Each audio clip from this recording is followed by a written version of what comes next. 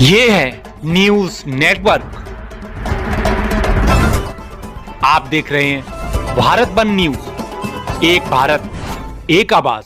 भगवान बुद्ध की कथा सुनकर भाव विभोर हुए श्रीगुर।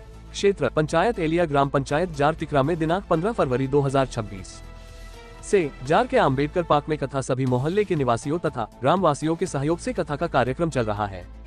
कथा व्यास कुमारी क्षमा बौद्ध ने अपने प्रवचन के दौरान बताया कि भगवान गौतम बुद्ध का जन्म 563 बीसी 483 बीसी बौद्ध धर्म के संस्थापक और एक महान आध्यात्मिक गुरु थे।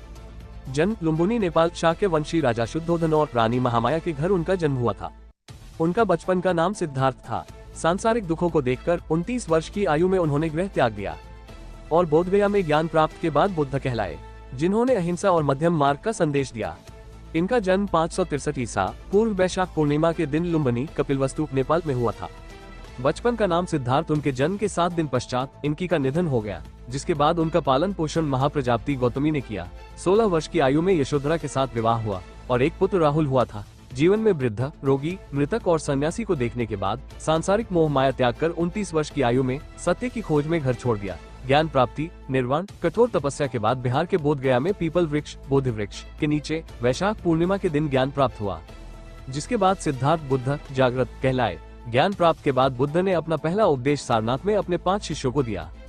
भगवान बुद्ध ने 4 आर्य सत्य और अष्टांगिक मार्ग का उपदेश दिया और उन्होंने मध्यम मार्ग, अतिभोग और कठोर तपस्या के बीच पर जोर दिया। अहिंसा, करुणा, प्रेम और समानता उनकी शिक्षाओं का आधार थे।